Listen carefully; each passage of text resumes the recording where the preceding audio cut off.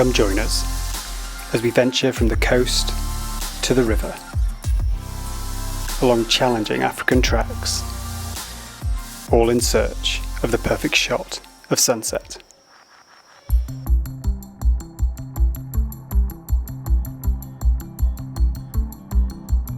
We left Senegal this morning and now we are in Guinea-Bissau, and I think the most exciting thing that I know about Guinea-Bissau is that I can speak Portuguese, so that will be very refreshing after so many countries where we couldn't really communicate with people because we don't speak French. Bem-vindo a Guinea-Bissau! And I think for the perfect shot we're going to take up one of our subscribers' requests for an epic sunset. So fingers crossed we get it at the coast, but if not, we've still got to traverse the country to get over into Guinea. We'd heard rumours. The first, that a stunning, secluded spot awaited us on the coast. The second, the road to get there would challenge us.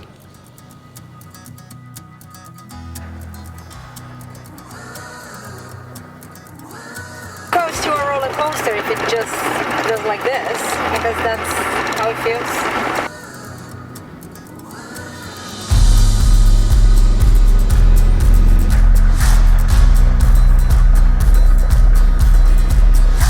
As we started driving, I actually thought we would end up parking very close to the trees, not really on the beach, but we found it a perfect spot. This was our camp for the next few days, and not a bad one, in our view.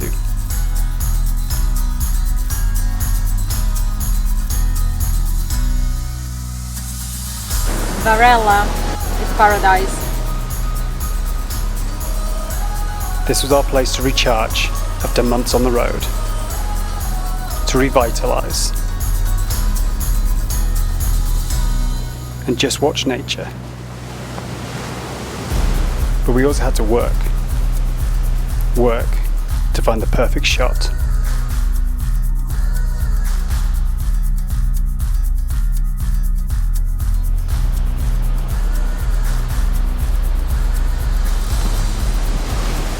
We just had one of the best meals ever since we started traveling, I think.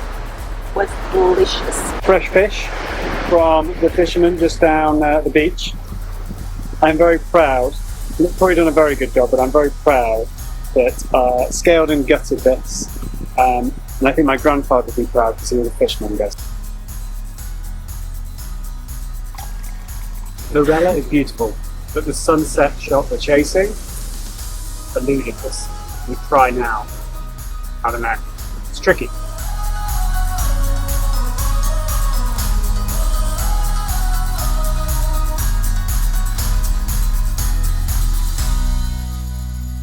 We love searching for shots and telling stories, and sharing our experience with you. That's why we've launched a special ebook aimed at helping you become a stronger visual storyteller. There's a link in the description below. We're so proud of this book and hope it will inspire the storyteller in you. Turns out, this spot was not as secluded as we thought. We kept our daily visitors entertained and showed them their home like they'd never seen it before.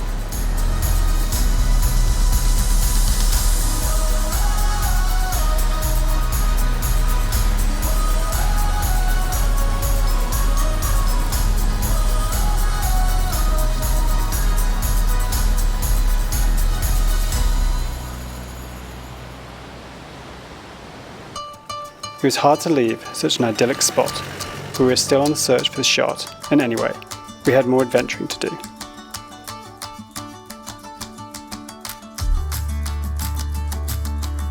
And perhaps it was time to leave nature and head into the city, the capital, Bissau.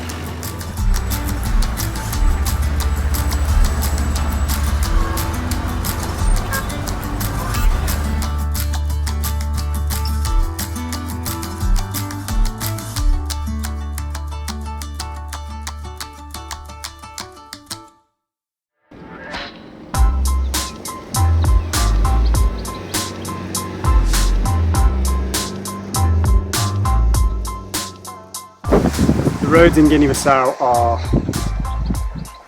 challenging to drive, lots and lots of potholes, and on the way here we had a bit of an accident. So we had to do a bit of bush repair on the lights, but it feels pretty good, so hopefully until we get to a garage it will hold together.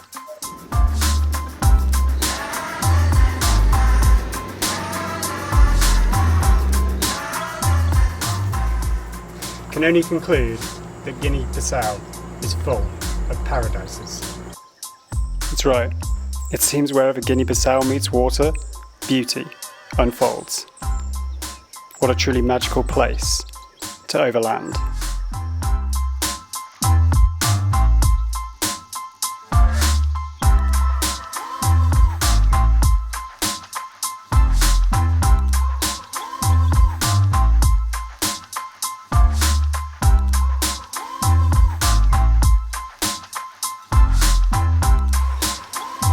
And just because we hadn't recharged enough at the coast, we took the opportunity here as well. And we sat on the banks, waiting for sunsets to come as we searched for the perfect shot. And whilst we waited, we witnessed the beauty of a fisherman's life in this little piece of paradise.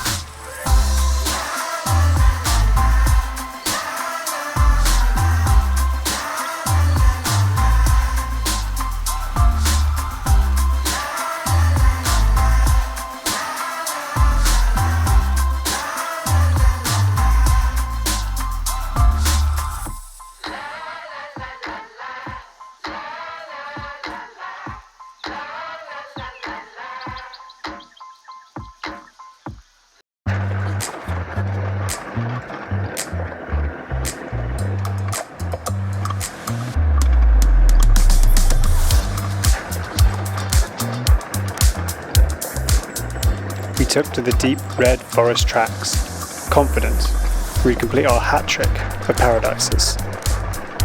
And the roads threw everything at us to stand in our way. Would this tree stop us? Nah, nothing would. This morning we left the most amazing camp spot and we were crossing Dolombe National Park until we could no longer cross it. Which means that we are essentially driving all the way back, everything we've done today. Have I found this shot in Guinea-Bissau? It was a sunset shot we were after. I think there's a few candidates, but I'm not entirely sure it is the shot that was in Priscilla's mind, the shot that I was envisaging when we got here. So we're going to have to take a look. And maybe it'll be another choice we have to make. You're in paradise? It's been a long day.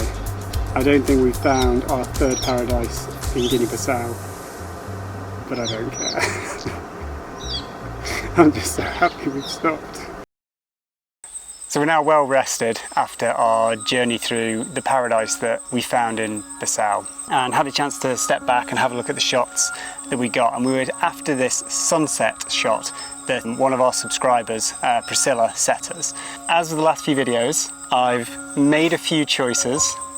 I'm going to share them with you, and you get the final say on what the perfect shot for sunset in Bissau is. I hope I represent Pri's choice here. Ooh, start with this. So these were all taken on the same night in Varela on the coast, and it was a really magical evening. I think I even put the camera away, and then the sky just lit up, and I ran around on the beach. I'm going to guess probably more what was in Pri's mind, because the sun is in the shot before it set in the ocean. I used a long exposure on this so that the waves weren't completely clear and crisp. I'm trying to get across that feeling of softness and movement, and I love this kind of colour in the foreground of the reflection of the sun, and this is where the water's running kind of low on the sand. But I feel this has got real sort of layers in it as you go through the photograph that leads you to the setting sun. Yeah, I do get the movement that you were saying, and I get the. You often say that how do you say, the painterly quality? Yeah. I think that this is watercolor. I think it's a beautiful shot. If I can already say my opinion about this one without comparing, Yeah. I think it's the obvious shot. Yeah, it's fair. I don't. It's probably not the perfect shot. Okay, I'll go back to the beginning. Must say, I really like both of them. Okay. The two that we have yet to look at, they have very similar tonal qualities and colour qualities, because these are actually both taken after sunset. So these are taken in blue hour, whereas the other one is obviously golden hour when the sun is still above the horizon. And I absolutely don't want to choose again. Already. Haven't even talked about them No. yet. Start with the one. I am sorry, I'm also, because last time I let you get away with choosing two, Yeah. you've got to choose one. Oh. I think I often gravitate towards the kind of the bigger shot, the kind of the context. But as I was going along the beach and the sun had just dipped below the horizon, I just saw this beautiful line of colour leading from where I was, disappearing into the distance, and I saw in my eye this idea of a shot which really focused on the texture of the receding waves without showing anything else. So like no sky, nothing else, just that kind of diagonal line through the image, there's almost an S curve through the image of these receding waves, really focused on texture, really focused on colour. Again, a long exposure to kind of give that sort of soft painterly quality to it. We talked about the other one being watercolor. This is a painting, oil paint. I think the colors are absolutely striking. I get the movement and I get the softness. I really love where the focus is. I think it's in a way, if you see just the top, it is almost too abstract. But then when you start understanding that that's water and the little bubbles, it grounds. So the first thing I'm going to say about this is it's a bit of a cheat because it's two images.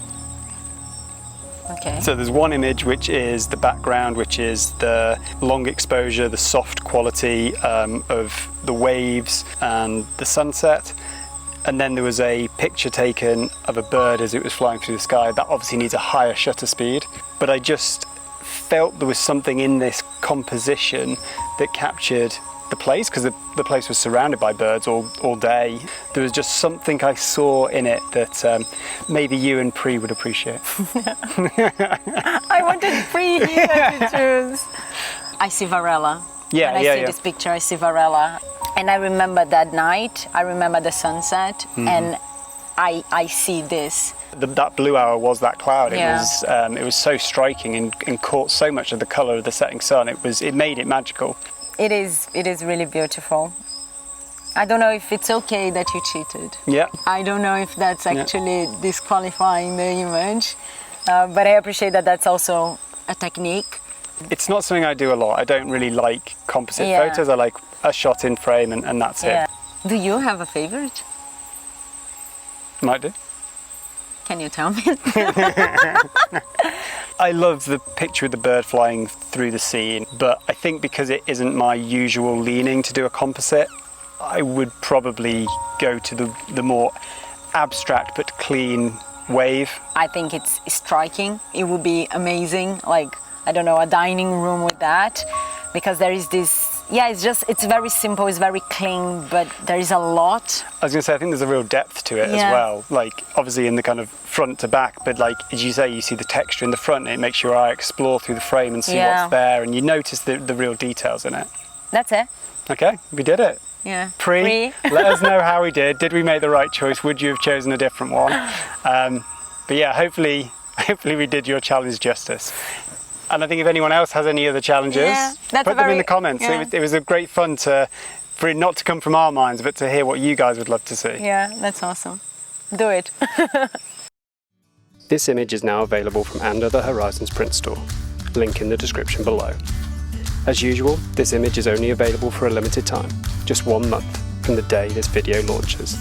After that, this print will never be available again. Thank you for joining us on our journey. Now, own a piece of the adventure.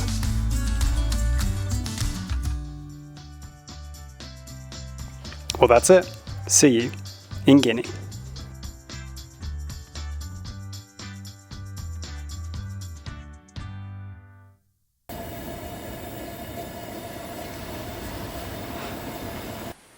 This morning. What happened to your arms Guinea-Bissau? or your t-shirt? Guinea-Bissau. Varela is beautiful. Edited some. I can't say that word. Sunset.